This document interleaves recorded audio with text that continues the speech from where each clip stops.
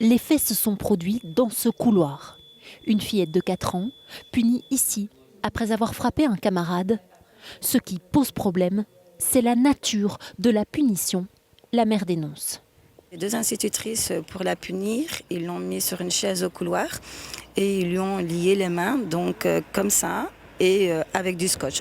Je qualifie ces faits pour la maltraitance. Je suis révoltée. Je demande juste une chose, c'est qu'elles soient punies pour le mal qu'elles ont fait à ma fille. Ce matin, cette maman a été portée plainte contre les institutrices. Elle a retiré sa fille de l'école. De son côté, la direction de l'établissement condamne les faits. L'une des enseignantes a été écartée, l'autre est en arrêt maladie.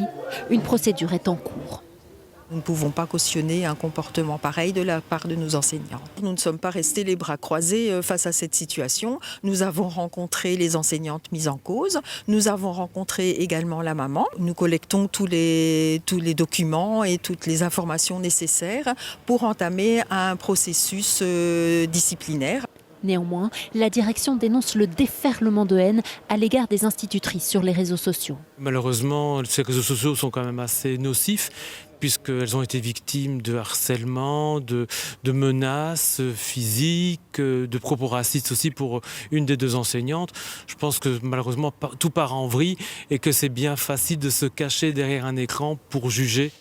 Cette affaire pose en tout cas la question des sanctions à adopter quand un enfant dépasse les limites.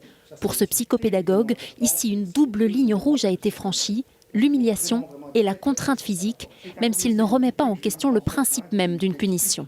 Il faut que ça ait un aspect gênant, dérangeant. Ça peut aller jusqu'à recopier un texte, s'il en faut être un peu plus grand, recopier quelques phrases. Il faut qu'il y ait quelque chose de contraignant, mais de nouveau, que ce ne soit pas vécu par lui comme humiliant, que ce soit juste quelque chose dont il comprend le sens, parce que c'est associé à un comportement qui a été clairement désigné comme étant inacceptable. Dans cette affaire-ci, il s'agit de violences éducatives selon la ministre de l'Éducation, qui demande à l'administration d'ouvrir une enquête pour faire la lumière sur les faits.